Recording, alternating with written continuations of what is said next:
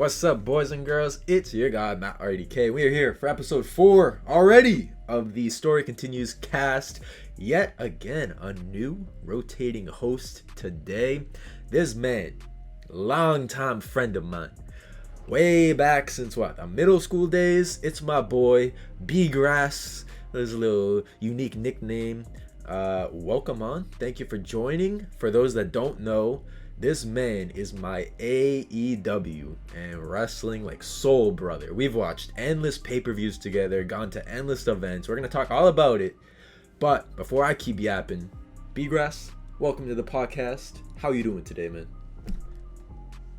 I'm doing great, man. It's great to be on the podcast. I've been watching the past couple episodes and, we talked about me being on the show and here I am. Yes, sir. For those that don't know, OG Cornflakes is a YouTube original, man. This man has been here making content. What content did you even make back in the day?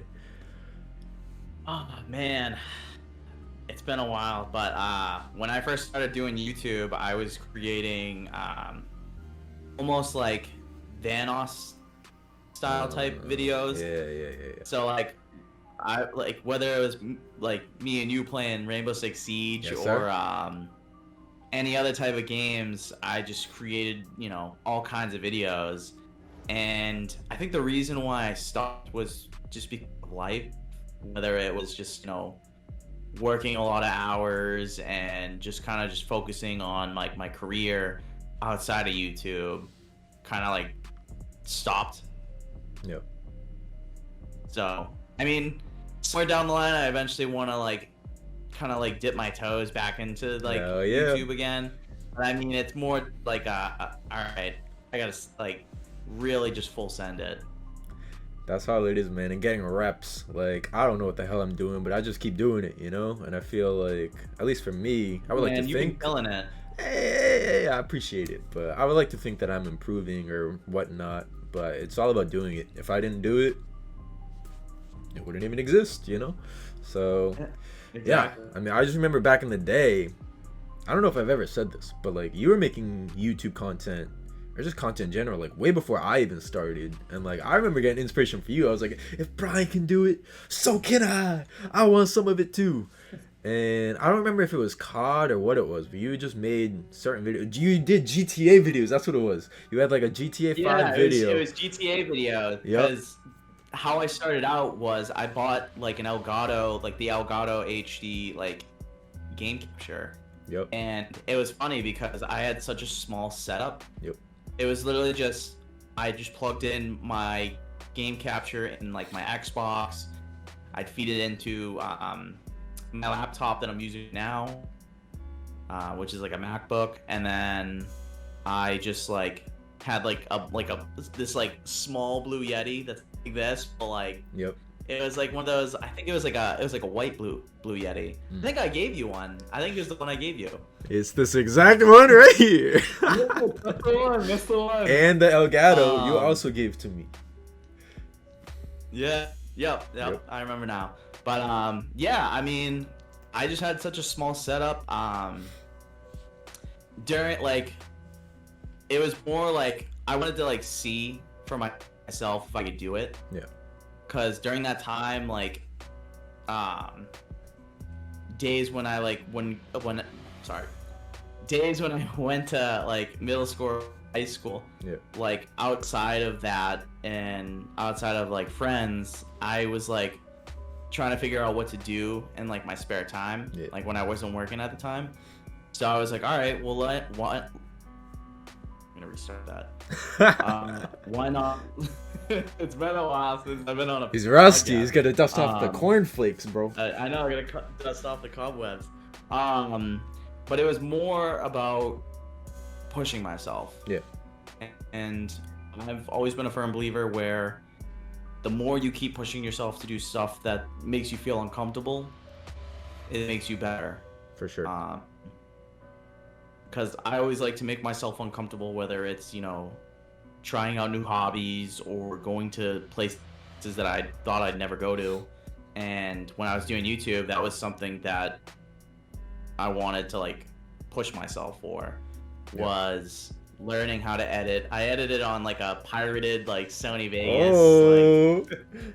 Oh, we got a Kyrie Sane in the house. Fiery. Arg me, matey.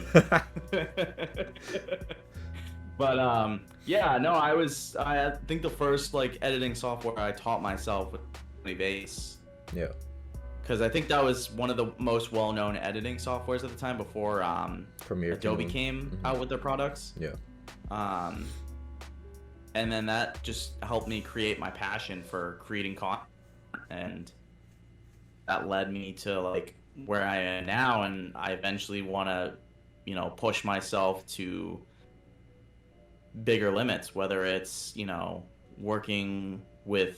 potentially working with Nathan or any other like NBC Sports, or maybe even like major production companies like Channel 7 News or any type of video production around Massachusetts. Yeah. And yeah, so. Hell yeah, man. That's the other fun fact I did want to bring up. And I promise this is a wrestling podcast. We will get into the talk about AEW, but yeah, like I said, my boy BGrass is new to the cast. I just want to introduce these hosts to you, because if you're going to keep seeing BGrass, I want you to make sure that you know who he is. The other point I wanted to make was BGrass and I actually both went to high school together, and we had the same internship our senior year and our TV production class, editing a bunch of shit that was so boring, but we did it anyways. It was a bunch of interviews with random teachers in the school. And then we both went on to actually study film. So he went out to kind of Western Massachusetts, I went to the city of Boston, and we both got our degrees in film. BGrass actually went on to get his master's degree, so he's got more certification than I do. But yeah, we have walked a very similar path with content creation. And even though BGrass laid the foundation content creation wise, I could never run if there was no BGrass walking in the first place. You know what I'm saying? That GTA video, your OG cornflake shit, is literally a huge inspiration into why I even started this. And I don't know if I ever told you that, but I remember to this day being in high school and I was like, man, like, I really just want to get into YouTube. I really want to get into content creation. You were already doing it. So I was like I said earlier, if Brian can do it, so can I, man. So can I. Man, here we are, man. That just warms my heart, man. Yes, sir. Just hearing that, and I mean, you've been killing it, whether it's, working with Nesson or just even YouTube in general. I mean, the fact that like I started watching like your earliest videos, and I was saying to myself, I'm like, if there's one person that like I can see like pushing himself and becoming a better like content creator, it's definitely Matt. And you blew out my expectations right away from like the get-go. Appreciate that, man. And just as we get older, like I've been like nothing but like proud of you. And the fucking salute meme, bro. No, but like I'm super like proud of you, man. Like you've just been killing the game, and like I hope to like be where you are in a few years. So that way there I can, but it's all about dedication and experience, and that's been something I've been working on. That's exactly it, man. It's all about persistence, dedication, and consistency. And no, I really appreciate the words, man. And look, if you paved the way, you can easily fucking catapult me, even if I have like, if you want to consider it a little lead or whatever it is, however your perspective is, it's like it's so easy to just keep toppling each other. And that's what I think it's all about, is like set different goals and keep growing. But look, I promise you guys, we're not here to preach. We'll get a room, we'll go kiss, we'll go make all our cute little jokes and be proud of each other elsewhere, because here on this podcast we're actually here to talk about AEW Double or Nothing. And as you can see by his beautiful Claudio Castagnoli shirt, BCC, yes sir, BGrass and I have actually been to a shit ton of AEW events. We have endless stories for you guys that we'll tell. We have watched, I don't even know, I've lost track, well over probably 10 or 15 of the AEW pay-per-views right on that couch in that living room. BGrass lets me come over all the damn time. We ordered Buffalo Wild Wings. There was one night we ordered some Sonic. Oh, I sit on that exact chair, bro. My cheeks. That Matt sits in. My cheeks go in that exact chair, and we'll watch. Have been imprinted in that chair. We watched Sting's last match in that living room. We've watched, what else have we watched? We watched CM Punk beat Hangman in that living room. We've seen it all, man. And one of the things that I just love is we just have that chemistry, because BGrass and I obviously have been friends since pretty much, we've known each other since middle school, but we haven't really been like close friends until like towards the tail end of high school. But when you can have that chemistry and then you have a shared passion like wrestling and you merge it, BGrass and I, like, man, when the Acclaim come out, we're like, scissor me, and we're fucking scissoring. Sounds wrong, but you know what I mean. I'm scissoring BGrass, bro. I'm all up in there. And fucking when Adam Cole comes out, we're like, Adam Cole, baby. And then, yeah, the live events, we were there. We've been to the Agganis Arena, which is on Boston University's campus. We've been to the TD Garden for, it was Blood and Guts, right? When Kota Ibushi actually debuted in AEW. And I do want to at least say this one story, and then we'll actually move on to talking about Double or Nothing. But we were at the Agganis Arena one night, right? And I told BGrass, hey, so you know, in the back, this is where the wrestlers come out. Maybe we'll have a chance to meet somebody. And BGrass like, you know what? All right, we'll go. And we're back there, we're waiting. Nobody really says hi to us. Like, everyone's just like, they're done with the show, they want to leave. Like, a bunch of AEW guys walk right by us. But one big swole man walks up, and he is taking pictures with everybody. And I get a picture with the one and only Wardlow. At the time, this is when he was super over. He was still like, he either had just turned on MJF or he was still with MJF, and he was like literally on top of the world with AEW. And I get the best picture with Wardlow. He's smiling and everything. This man goes to BGrass. BGrass goes for a selfie. And as BGrass's thumb is just about to hit the phone, someone like tells Wardlow to go on the bus, and Wardlow turns his head, and then Brian snaps the picture. So he got Wardlow's side profile for his picture. And then I think it took you a minute or something to realize. You look down, you're like, oh shit. So what happened was he came over, he was taking photos with the people next to us. So then as it was about to be our turn, I remember you took a photo with him. Yep. And then I was trying to take a photo with him, but I had my flash on. So I was like, oh shit, like, because I was trying to turn it off. Yeah. So then when I went to go take the selfie again, someone was like, and then he like turned his head like this. Yeah. And that's when I took the photo. But it's iconic. He just walks away. He's like, all right, so when's the bus leaving?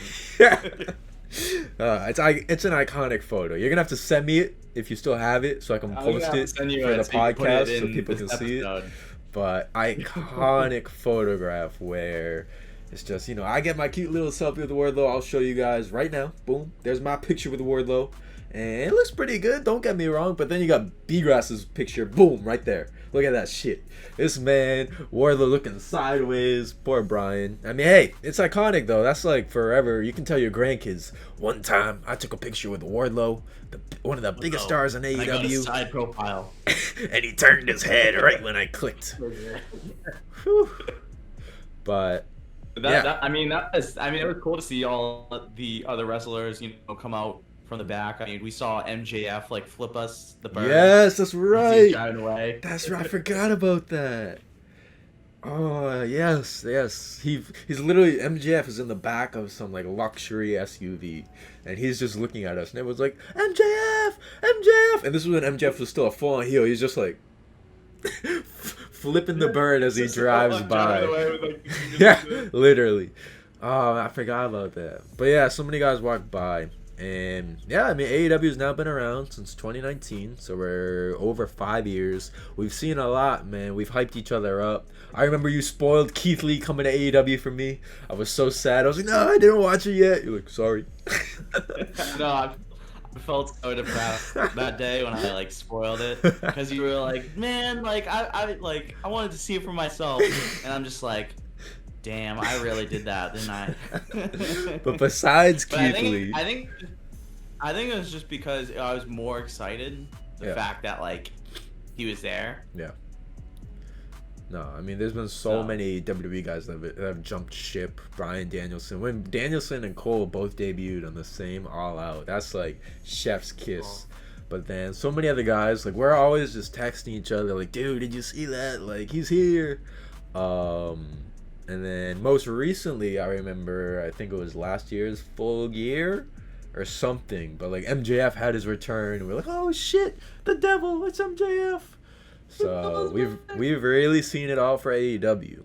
And next Sunday, May 26th, will be, I want to say it's the 5th Double or Nothing already, which is insane. I think so, yeah. And we do have, we'll go match by match, but obviously the big headline for this pay-per-view is Mercedes Moné, Boston's own, who threw out the first pitch not too long ago, is making her in-ring debut finally at Double or Nothing. So yeah, I want to dive in with each match, but right off the bat, what's kind of how do you feel with like the state of AEW? Are you hype? How do you feel about this pay-per-view coming up? Like, what are you thinking? So I am excited for AEW, and I always will be.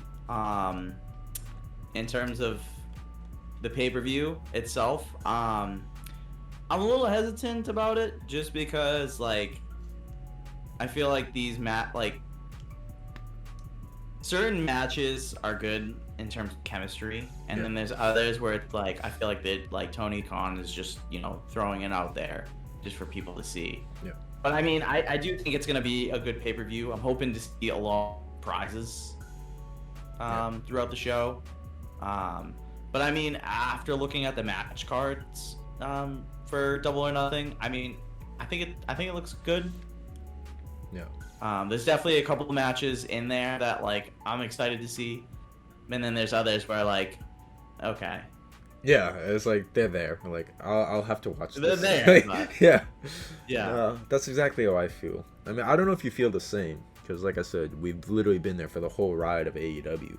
But like something, it's been very hot or cold for me with AEW. Like I stepped away from WWE for a while. Like I grew up the biggest WWE fan, following John Cena passionately. Like I saw all the storylines, Nexus, you name it. And it got to the point where it was Brock Lesnar and Roman Reigns now stop, and I was like, I can't do this shit anymore. Like this sucks. This is dog shit.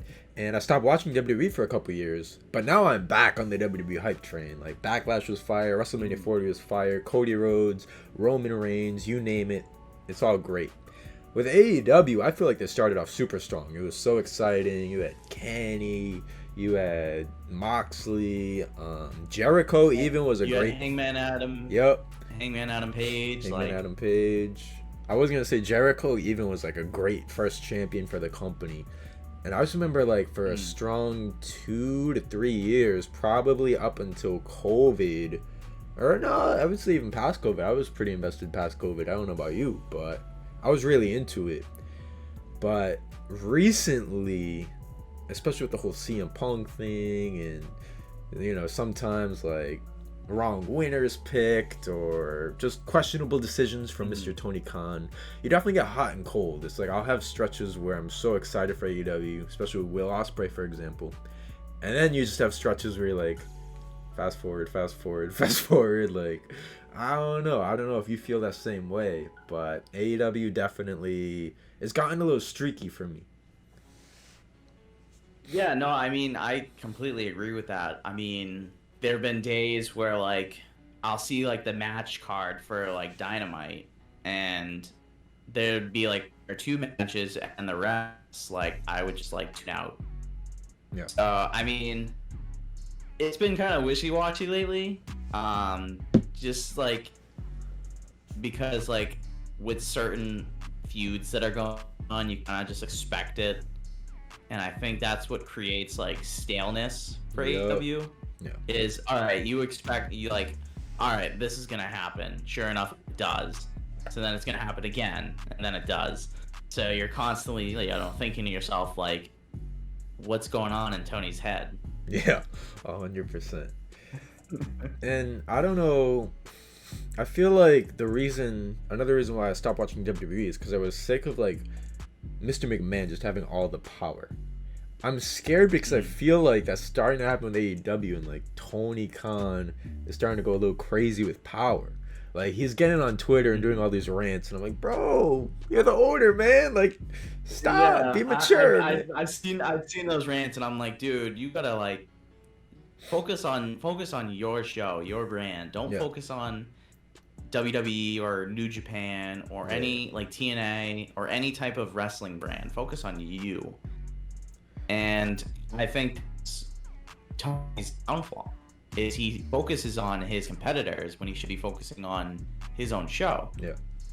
Because that was with Vince McMahon at WWE. Like he was like power hungry, controlling the show, controlling creative, and that's why a lot of people kind of just tuned out WWE. I think it was like, I mean, for me, I stopped watching back in 2017. Right around same for me, yeah. You know, yeah, I mean, because there was like, I don't know, some of the matches, like it was constantly Roman versus Brock.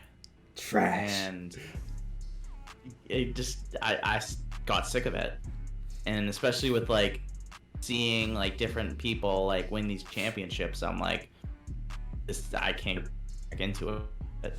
And now, I mean, I'm back into watching WWE. Like, I think Paul Levesque's doing a great job, you know, being head of creative and creating all these different matches. I mean, WrestleMania 40, that was like, in my opinion, one of like, definitely in my top 5 for WrestleMania now. Chef's kiss. Yep. But I think that's something that Tony needs to focus more on. Is focus more on being an owner, but also focusing on being a lot more creative. Not necessarily copying the same style as Paul Levesque, but, you know, reinventing creativity in wrestling. Yes, 100%. And storylines, I feel like, is the key word. And AEW definitely lacks storylines. AEW has great wrestling. Every time you and I are watching, we're like, oh shit, look at Will Ospreay doing a 360 cutter off the top rope, off the steel cage. Like, sick ass shit to watch. But then there's just like no story. Like, one thing that really carried WWE was the Bloodline storyline. And there's just nothing really like, yeah, you can maybe argue like the whole Elite, Hangman, Kenny story. Like, maybe it's not even on that level, but like it's close. But besides that, it's like there's just been nothing that's been like brewing or really captivating AEW fans. And I do think AEW gets a lot of unwarranted hate just because WWE stands are so passionate. They're like, I will never watch AEW. And I don't think all the hate's warranted. And it does like hurt me. Like, we've been at events and you'll see by the time Dynamite's done and Rampage is starting, literally like a quarter of the arena is already left. So like, I feel like eventually AEW is gonna have to learn a lesson and like change something up. But I don't know, it's all about finding that balance. It's like you gotta be careful with the internet wrestling community because they can be a little too harsh sometimes. And I just talked about it with Rivera on episode 3 that wrestling fans are fickle, man. Like, they want something and then they'll turn on you the second you get it. It's happening with Cody Rhodes right now. I'm sure it's gonna happen to someone like Sami Zayn. A lot of these face guys win a title and then everyone turns their back on them. I don't know, like, I mean, I've had a lot with wrestling fans. I mean, my Twitter is filled with like wrestling. Yeah. And I'll read people's comments and they'll be super like judgmental about like people. Like the other day I saw something where it was like, oh, I think Cora Jade's better than Sky Blue. Like, Sky Blue is like unattractive. And I'm just like, man, you are so stupid. Like, yeah. She's an absolute dime. And I think she's a good wrestler. I mean, she started off as kind of like a jobber. Yeah. But I think she's reinventing herself, especially when she was teaming up with Julia Hart. Mm-hmm. And a lot of people, I think it's a lot of people are not only afraid of change, but they're also afraid of seeing like the little guy succeed. Yeah. You know, I mean, especially with, you know, Cody Rhodes, you know, finished story, he won the world title, and a lot of people are like, oh, like he's a mediocre, he's a mid-carder, like I don't see his championship reign lasting forever. And it's like, he just defended his title recently against AJ Styles, which, by the way, I think it was like a 5-star match. 5-star Dave Meltzer match. Sir. Yep. Which I'm also thankful that he made it a 5-star match, because typically with his ratings, I disagree with some of his ratings for some matches, but I'm just happy. I mean, I watched Backlash. I think that was the only match I really watched was Cody and AJ. Yeah. And that was an absolute banger. Yep. So, but yeah, I mean, wrestling fans are just like a whole different breed, man. Yeah. It's either you love this, wrestler, or diva, female wrestler, whatever you call it. They're just super judgmental. And like me personally, like I love wrestling. I love watching it. I love, rooting for people like new wrestlers and like, yeah, I mean, I love wrestling, but I'm not like, I don't want to say like I'm not passionate. I am passionate, but like I'm not passionate to the point where I'm starting to act like these wrestlers that are like almost marks, basically. Yeah, exactly. And that's why I like MJF, because he's always calling out the marks. He's like, "You mark." Yeah, he's always calling them out like, "Oh, you're a fucking mark." Yeah, literally. Facts.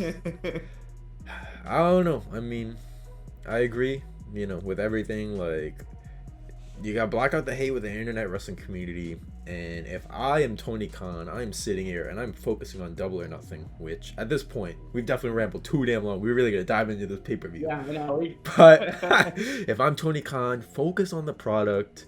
You have so much incredible talent. Okada, Ospreay, Monet, that's your big three that just came in. You still, all along, have had Kenny Omega, Bryan Danielson, Adam Cole. The list goes on and on and on. MJF. Use your talent, focus on it, put out the best product, and I feel like AEW will just flourish if that is the focus. But if that's going to be the focus, a great starting point will be Double or Nothing on Sunday. I'm going to pull up the match card, which, disclaimer, we are recording this at the time that AEW Dynamite is literally on air as of May 15th. So matches may be getting added literally as we're talking. It's just kind of how our schedule worked out that we could record right now. But as of right now, while we're talking, we have 5 matches on this match card. I want to break down each one, throw in some predictions and whatnot. And if matches do get added on later, incredible. More content for you guys to watch on Double or Nothing. But we're going to go in order of how they have it set up. So I think a great starting point is actually, as I said multiple times, Will Ospreay versus Roderick Strong, AEW International title match. How you feeling, Mr. BGrass? It's going to be a good match. I mean, obviously I became a Will Ospreay fan when he finally joined AEW. I mean, I watched his past like matches when he was with New Japan, and I mean, Roderick Strong's also good. I think it's going to be a good match. There's definitely going to be a lot of like, holy shit moments. Yep. Especially from Will. The biggest storyline with him is the Tiger Driver move. Yes. Because there's been a couple of matches that he's had recently where like he'll like act like he's gonna do it, but then he'll do a arm breaker. So I think that's like the biggest like thing that we're gonna look for is if he's gonna say, hey, I'm just gonna do it. I'm gonna pull out Tiger Driver and then do the the move. Yep. So, but I mean, I think it will be a good match. Do I think Will beat Roderick Strong? I mean, personally, I would rather see Will with like the world title, but I definitely think having a international belt on him will be good. Mm-hmm. So if I had to choose who would win that match, I'm going with Will. Yeah, I mean, I do agree. I do think Will just has this unstoppable momentum right now. Like, he is the guy. Like, if you're tuning in to AEW, you're tuning in to watch Will Ospreay, And it sucks because I actually really like Roderick Strong, especially the whole angle he had where he was in the wheelchair. Adam! Classic. Like, Roderick Strong is doing some of his best work. So it does pain me that he's likely just getting fed to Will Ospreay. Maybe we're gonna have some kind of interference and he can retain or a DQ finish. And I also agree. I think Will obviously is just on a hot shot path to the AEW World Title. But I think it's all a matter of timing. Like right now, you have Swerve who's on top of the world, and like it's his time to finally just have a title reign. So Will just kind of has to be busy doing something over here, and it just so happens to be Roderick Strong right now. So yeah, I mean, I think it's gonna be a good match. I don't think Roderick is a bad performer, but I do want to see kind of how compatible they are in the ring. Like I think they're two very different offensive styles. Roderick is more of like a striker and technical, when Will Ospreay is obviously the aerial assassin, bruv. So he's gonna be doing all this flippy shit. I think it'll be a good match. Probably the match I'm looking forward to most, other than Anarchy in the Arena. But I don't know. It could go either way. I think, and I will say this before moving on to the last match, the whole Tiger Driver storyline you brought up, that's gonna carry all the way to All In. There's no way Will Ospreay is breaking out that move until All In, so that he can do it at All In front of his home crowd in England and get the biggest pop ever, as he presumably beats Swerve for the AEW World Title. But I'm getting ahead of myself. I mean, that's a couple months away. That's a couple months away. Will, by God, Ospreay. And with that, your next match would be the Women's World Championship, which would be Timeless Toni Storm versus Serena Deeb. How are we feeling? I think that's the match that I'm least likely interested in, only because like I already know Toni Storm's gonna retain the title. Yeah, that's a guaranteed. I mean, it's cool to see Serena, since she was absent. I think she was dealing with like a medical issue. Yeah, something serious too, I think. Yeah, it was something serious. I don't remember what it is. You'd have to look it up. But I mean, it's really cool to see her again. Because she was like during the time when AEW was like becoming a thing. She was one of like the female wrestlers. Yeah. During that time period. And it's cool. I mean, she's a technical wrestler. Like, she's created a lot of like submission moves. Definitely won with a lot of submission moves. But I mean, it would be cool to see the match. I just love Toni Storm's gimmick. Yup, timeless. The whole like the Hollywoodist superstar, and you know, it's funny, you know, seeing her segments that she does. Yeah. But it's funny. I love her gimmick. I definitely think she's gonna retain. But I'm curious to see with like the whole like her and Mariah May. Yeah. I'm curious to see if eventually Mariah May turn on her, and then that will lead to like Mariah May versus Toni Storm, which I think would be a phenomenal match. Yep. So, but yeah, I mean that's my thoughts on the match. Unfortunately, I do feel the same. Like, it hurts because I really like Timeless Toni Storm and her gimmick, but I don't know. I haven't been invested in her shit recently. She had the whole thing with Deonna Purrazzo. She had the whole thing with Thunder Rosa at Dynasty, and I just have not been invested, which hurts. I don't know if I'm already feel like her gimmick's getting stale, because I don't think it is. Like, it is still so entertaining, but something's not clicking. Maybe she just hasn't had the right rival or something. But yeah, I kind of feel the same. I do just think it's kind of a match where like they want to put Serena Deeb on a pedestal, give her a good showing on a big pay-per-view, but Toni Storm's likely retaining.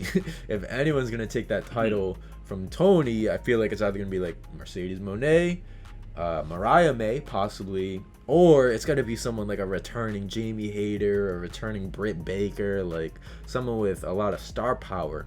I just don't see anyone else on the roster right now, other than those that I've named, that would be fitting to take the title off Toni.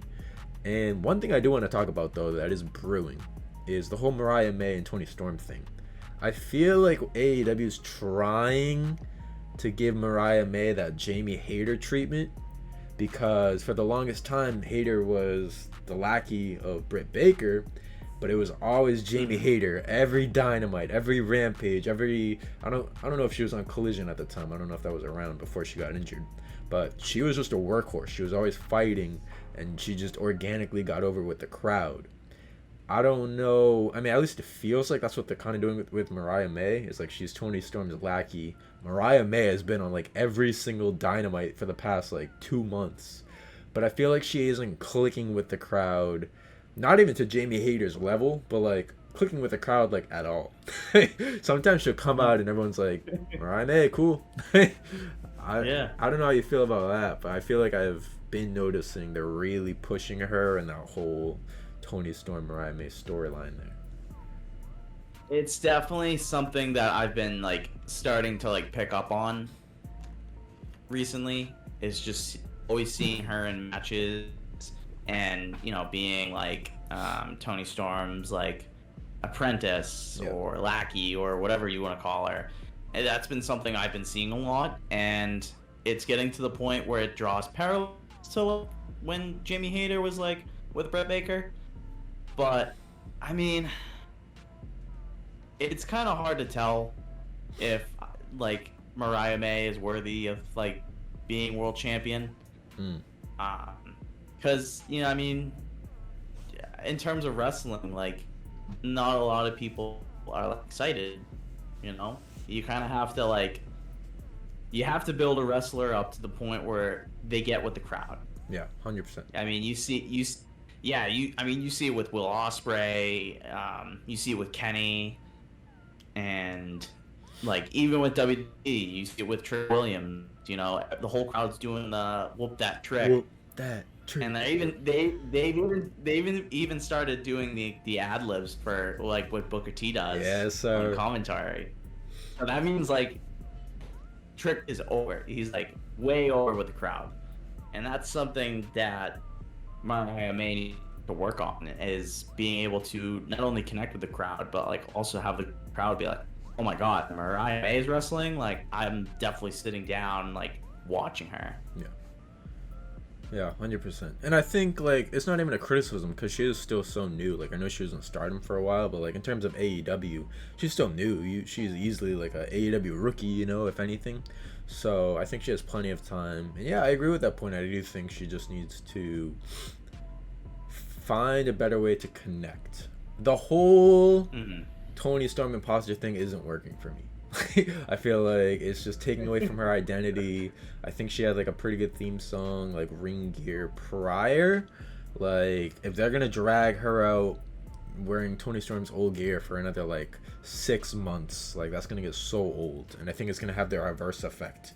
Rather than bettering the story, I think it's just gonna make people like annoyed, like who the hell is this Toni Storm imposter, get her off my screen. So I do think they need to do a little bit of construction with Mariah May. There's potential there for a great storyline because we saw how successful it was with Jamie Hayter to launch her into superstardom, become the champion and a fan favorite, based off a very similar storyline that she had with Britt Baker. But yeah, something about the whole Toni Mariah May, you can see it's brewing, but it's not clicking.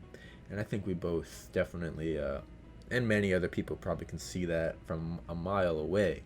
But that is not the only women's match on the night. The other women's match slated is Willow Nightingale, your TBS champion, versus the debuting Mercedes Moné. And before you dive into your opinions and all that on this, I want to throw this out there. I think this is the perfect potential to have a women's match main event of pay-per-view. I'm going to just say that. I think, you know, yes, you have Anarchy in the arena. Yes, you have Swerve defending. But the Mercedes Moné debut, like, there's not going to be a better moment for a women's match to really main event. Like, I think they've been building it really well. Willow's really over with the crowd. And I was say, fuck it. Like, if I'm Tony Khan, you know what? Let's make some history. Double or Nothing, 5th year. Mercedes Moné, your debut will main event Double or Nothing. I don't know what you think about that, but that's what I want. I want to see that main event. No, I mean, I would also want to see that be the main event. Is because I don't know if there's been a main event with female wrestlers, if I'm not mistaken. I know Britt Baker So and I think Thunder Rosa had the steel cage, but I don't think that was a pay-per-view. yeah, I think it was a Dynamite match or Rampage, if I'm mistaken. But yeah, I mean, I would love to see that be the main event. I think it'd be cool, especially because it's Mercedes Moné's debut, and I think it's the perfect opportunity to have like a main event match with Willow and Mercedes. But I mean, I agree with you. I think that should be the main event. Yeah, man. Like, what do you have to lose? Swerve already had his time. Anarchy in the Arena can go anywhere in the show's match card, and it's gonna bang. Like, everyone loves just the chaos. It doesn't necessarily have to main event.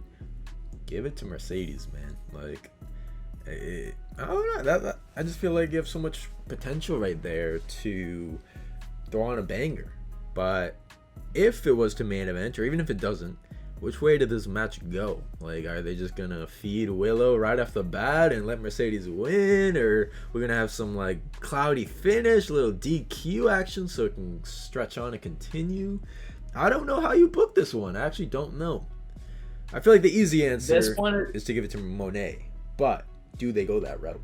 Yeah. So this one I've been kind of like back and forth with about who I would want to win. So I think Willow's doing a great job as TBS champ. I'd feel bad if she does lose, because I feel like her reign.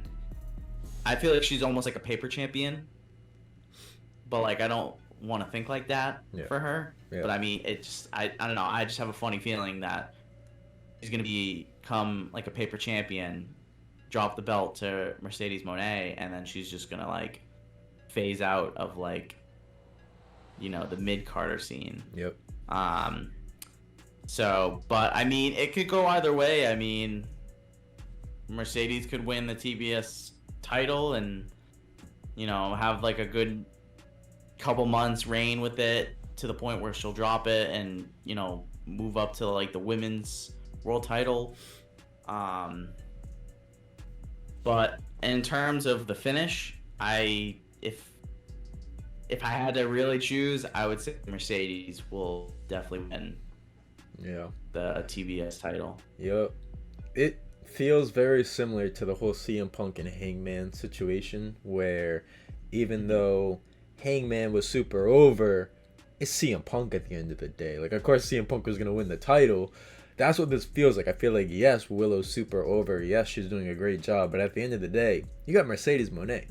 This woman was Sasha Banks. She was in the first ever Hell in a Cell match. She's main evented WrestleMania. She's been in countless huge matches. Like, they really kind of dropped the ball with Saraya, and that was their chance to really use like one of WWE's leading women that led the whole women's revolution, to, you know, bring some momentum over to AEW. And I feel like they definitely dropped the ball with her. You can't drop the ball with Mercedes, because if you don't get some ratings, some bangers out of Mercedes Moné, it's like, I don't know, no other. Becky Lynch like just re-signed her contract with WWE. Ain't nobody gonna want to come over to AEW. If I am a woman wrestling in the wrestling scene, I'd be like, there's no way I'm going to AEW. That's where my career is gonna die. Like, you know. So I do think it is just kind of, at least for Willow's perspective, like wrong place, wrong time. Like, you're just cool. You did get to be a paper champion, like you said, a transitional champion, but sometimes that's just how the cookie crumbles. I think this is definitely Mercedes Moné's night, her debut. The spotlight is on her, and I'm with you. I do think Mercedes Moné is leaving with that title, holds it for a couple months, and then maybe All In. If not All In, maybe like All Out or even Full Gear, wins the women's title, because you know it's coming eventually. You're not gonna have Mercedes Moné in the roster and not win the big one. So yeah, I mean, too much star power there. So yeah, I do agree. Unfortunately, like it sucks. It's like it's just one of those matches where someone's gonna have to take a loss, and some momentum will definitely die. But Tony Khan. Oh God. Come on, man. All right. There are 2 matches left, and I do want to save Anarchy in the Arena for the last. So that means Swerve and Christian Cage. Swerve's first title defense on a pay-per-view. What you think? I mean, at first, like, I was incredibly excited for him to become world champion. I think he's deserved it. He's one of the most hardworking wrestlers that I've ever seen. At the beginning of his reign, I was kind of disappointed because, like, he didn't get a celebration. He kind of just started to wrestle Kyle Fletcher. Yeah. And I was like, what the hell is this? Like, you're just gonna just have him do like a world title eliminator match, like right off the bat? No promo, no nothing. I mean, he did. Yeah, no promo. Like, just straight into the fire he goes. I think it'll be a good match. Am I really interested in the match? Like, maybe. I mean, Christian, like, he's obviously a great wrestler.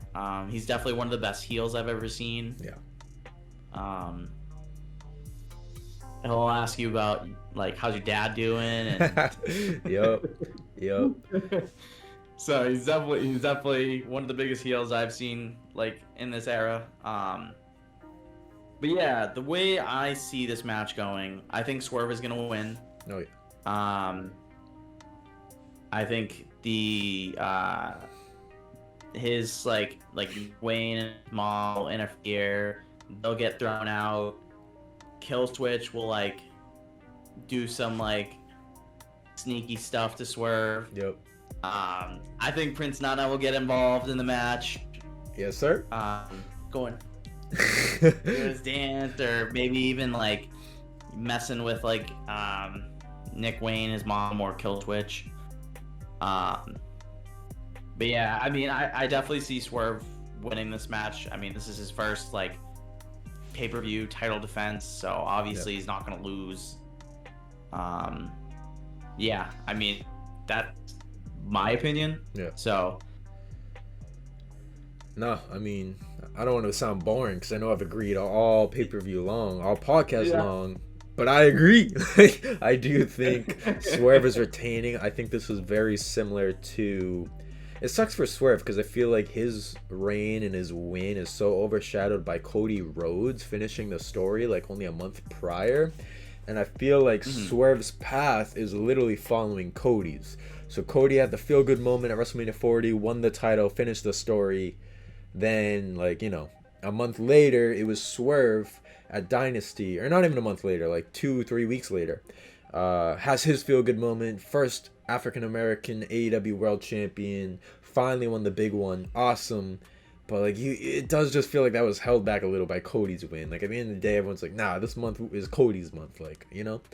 Then, Cody had all the doubters and haters. They're like, well, now he has to have his first good feud, his first defense, and it was AJ Styles, and it was another one of those like, oh yeah, like it's a match, but like we'll check it out, and then it ended up banging. It was a really good match, and I feel like it's the same for Swerve. It's like Christian is a legend, just like AJ Styles is.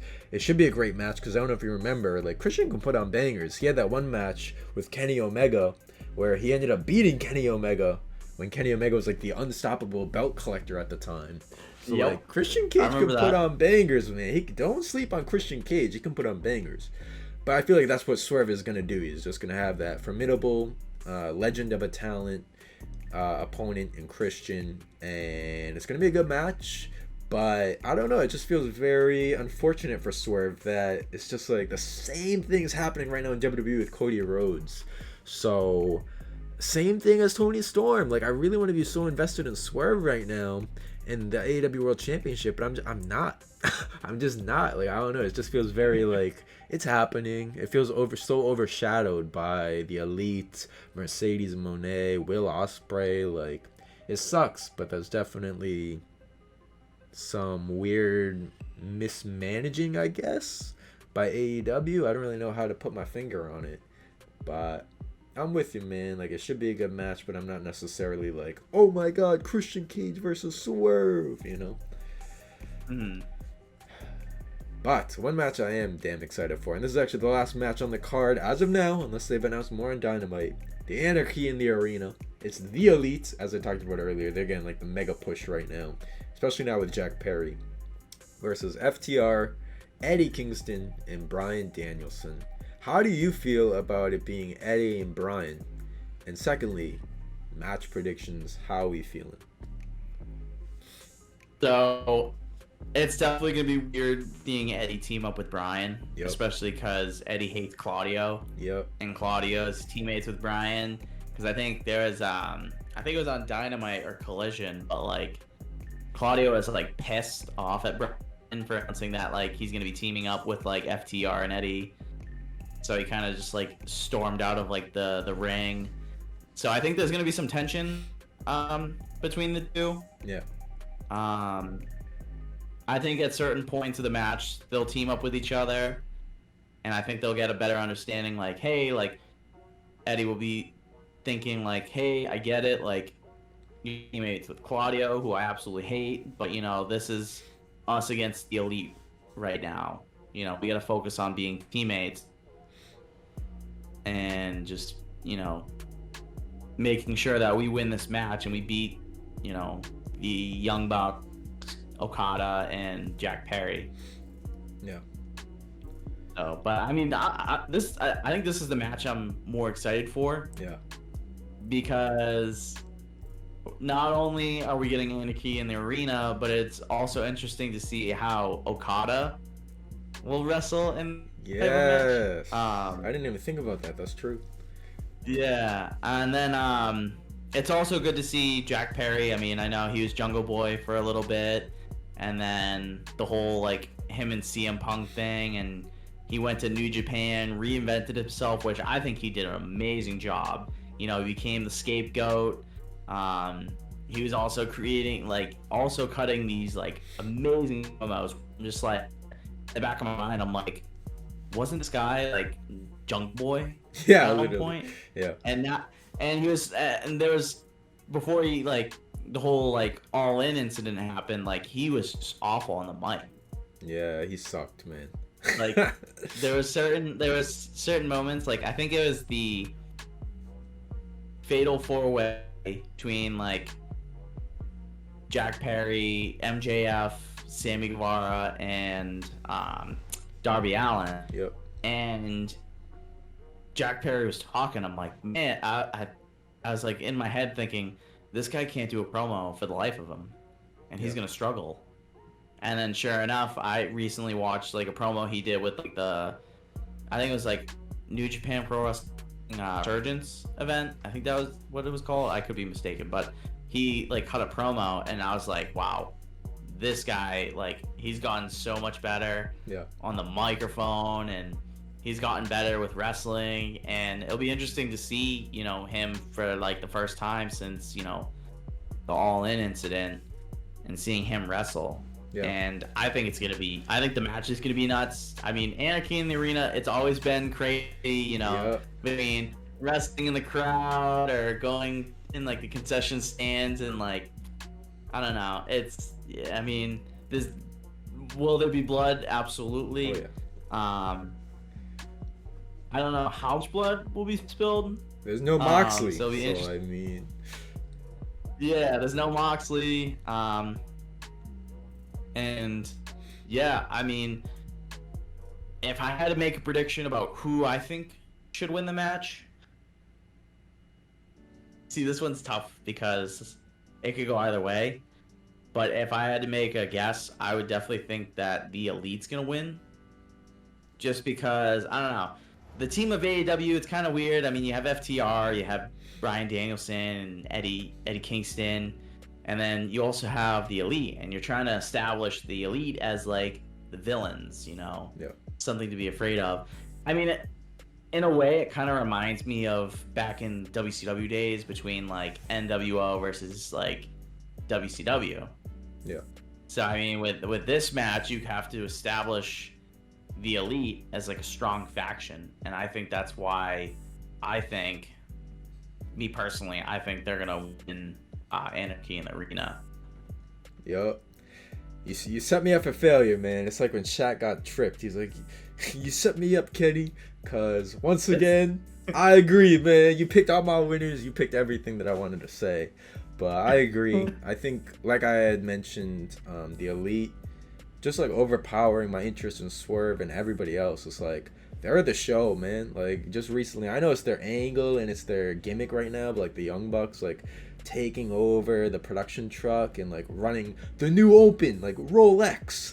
Like I don't know, like I know it's their gimmick, but it's working so well that I feel like they're just dominating this show. Like right now, other than Will Ospreay, which is like the attraction for AEW, you're tuning in to see what the Elite's up to. You got Okada in there. Jack Perry is such an interesting angle.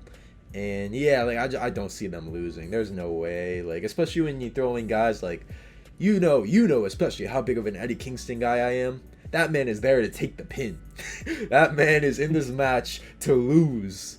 Like I think it's a no-brainer. I don't even know if it's a complaint, but more question is like around the Blackpool Combat Club, because I know Wheeler Yuta's still injured, but then I just get so confused. Like I know that maybe they're just all tweeners, but like I swear on Monday, Bryan Danielson is coming out being cheered by the crowd. He's a face, but then on Tuesday, Claudio Castagnoli's getting booed and he's hitting a low blow, and then on Wednesday John Moxley's out there and he's like, I'm the IWGP champ, and then on Thursday Bryan Danielson has another heel turn. Like they just flip so much, almost as much as like the Big Show when he was in WWE, switching between heel and face, that I feel like Blackpool Combat Club's direction right now is a little cloudy. Everyone's also just kind of off doing their own thing. Like Mox is doing a lot of the New Japan shit. Danielson just had his whole thing with Ospreay, now he's involved in this, and Claudio's doing Claudio things. I know he had the didn't he have an eliminator match with Swerve, or am I dreaming of that? I think he had an eliminator match, or he had some kind of big profile match. And now that's what he's kind of up to, just like random one-off matches. So that's kind of my question. Like I just want to see where Danielson really fits in this match. Like I feel like it was definitely kind of random. Like I think Tony Khan is just like, we need big stars in this match, give me Bryan Danielson. So I don't know, I kind of want to see if there's any kind of story coming out of that. I do think the Elite wins. It will be damn fun. Anarchy in the Arena was super fun, as you said. I remember the one year we watched it together, and it was Blackpool Combat Club versus Jericho's Appreciation Society, and Mox's theme song just played over and over and over and over. Wild Thing! Banger of a match. Yeah, I think, we're ending, if that is the main event or if it goes elsewhere, we're definitely ending that match with an Elite victory. I think Jack Perry gets strapped up soon, just so he can also have some gold and he's not the odd man out in the Elite. And yeah, I don't know, I don't see the Elite's reign of terror stopping anytime soon. Not that it's a bad thing, I think they're doing great work, but that's just kind of what, if you're turning in for all Elite wrestling, it's because, again, like the Elite's on top right now and that's what you want to see. But again, unless they announce any other matches on Dynamite as we're speaking, that's it. That's your match card for Double or Nothing. We know Tony Khan always will announce some matches like on Twitter, especially I'm sure there's going to be like a buy-in or like a 0 hour. They always do that kind of thing. I wouldn't be surprised if like maybe Hook and Jericho get some kind of match. I'm trying to think what other storylines are going on at the moment. Maybe the other BCC guys get a match. Claudio, Moxley. I feel like Penta always gets thrown on the pre-show somehow sometimes. So I don't know what else. We'll definitely see a Trent Beretta versus Orange Cassidy. Yes, that's true. You can't have Double or Nothing without Orange Cassidy. So yeah, I do think that's getting thrown on there. That's another interesting program. Like, this might be controversial, but I just feel like Trent wasn't the guy to turn a heel. Honestly, I would have kept the best friends together. Unless Chuck, apparently Chuck is like really injured. Like he's like not coming back. I guess that's like legit. But I still wanted to see the best friends win the tag titles. So I would have kept them together as like huge baby faces. I want to see an Orange Cassidy heel run, man. I think that would be crazy. because there was definitely hints when he won the international champion. Yeah. For the second time, there was definitely, hints of like him turning heel because he's constantly, putting his body on the line and like kind of like brushing off like best friends. Yeah. But I mean, just Trent turning heel, man, that was like way out of left field and shocked, and I'm curious to see where the story goes if they do like a stipulation match at Double or Nothing. I mean, it's pretty interesting to see Trent as a heel. And I low-key think it's gonna work with him being heel. So. I mean, it was kind of weird at first. It was definitely weird at first seeing him turn heel, but I think the more he starts to develop, being heel, I think it's gonna work out for him in the end. Hell yeah, I hope so. Because I mean, he's respected, and like I said, Best Friends was one of my favorite tag teams from the start. So I do still want to see them thrive. If Chucky T is really done with wrestling, and it's only Trent around, I also want to see him thrive. So I would love to see heel Trent work. So yeah, that's a good point. Maybe we will see a Cassidy and Trent match. Like I said, maybe Hook and Jericho. Jericho always finds a way onto the match card, man. He'll be there somehow with his learning tree gimmick. And yeah, I'm sure some other matches will be announced. Maybe you even get like a little Sky Blue match or something. Like maybe the Don Callis family gets worked in. Hobbs, Takeshita had that banger match with Ospreay, and then he just like got phased out and forgotten. So I really hope they bring the Alpha back. There's an endless supply of talent. You still have the rest of what's their name? The Undisputed Kingdom. So I mean, obviously Roderick has the match, but you still got Wardlow, the tag team there, Bennett and Taven. So yeah, we'll see what else gets added to Double or Nothing, if anything. As we were recording, some matches probably got announced officially on Dynamite, but that's it. That's Double or Nothing.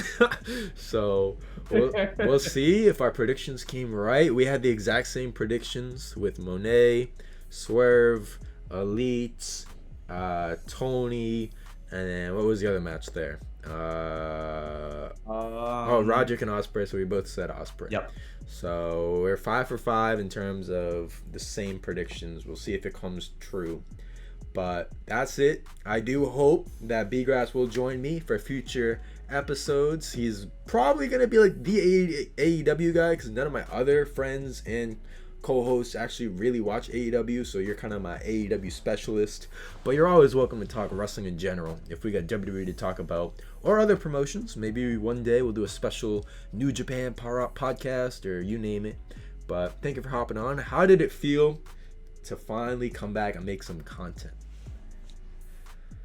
Man, I feel a lot more energized. Hell yeah. And I want to say thank you for having me on this episode, and I hope to be on future episodes, whether it's AEW or if you need me for WWE, or maybe like you said earlier, like do like a special like New Japan Pro Wrestling episode. Yep. I mean, I had a lot of fun going down memory lane and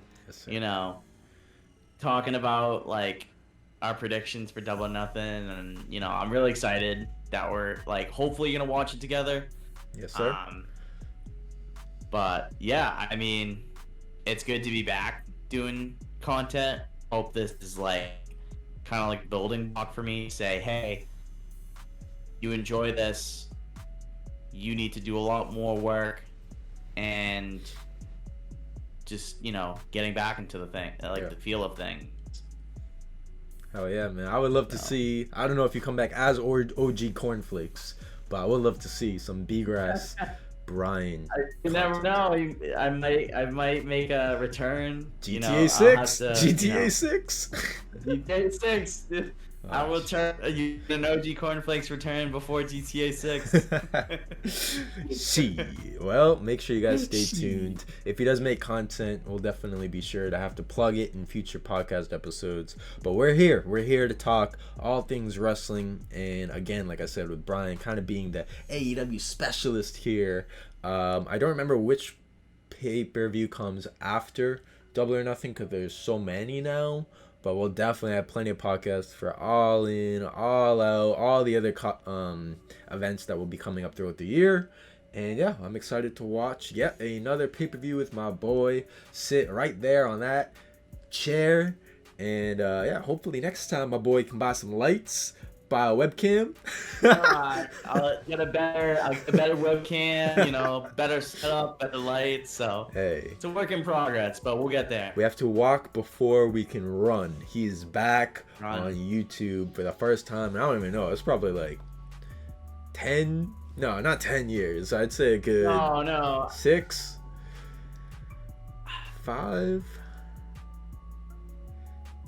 I want to say I think 7 or 8 years. Whew, almost a full decade since this man has put anything on YouTube. Yeah, it's been a long ass time. But here we are breaking the curse with some podcast content. And yes, hopefully BGrass will be back. But that's it. Enjoy Double or Nothing. Let us know in the comments if you guys have some of the similar critiques that we had for AEW right now, but are still going to watch because you're a passionate wrestling fan just like us. That's all we got. So if you want to see BGrass return, if you want to see more of the Story Continues cast, please be sure to like, subscribe, all that good content creator stuff. And until the next one, enjoy Double or Nothing. You got any little catchphrase or closing remark before we sign off here? I got nothing, man, but the next episode you have me on, I'm going to have a catchphrase. Oh, so. He's going to cook. He's going to let him cook. All right, we're going to let him marinate. Let me cook. Let him cook. We're going to let BGrass marinate and cook on that catchphrase. So until the next one, peace out. And thank you guys so much for watching episode 4 of the Story Continues cast. Peace.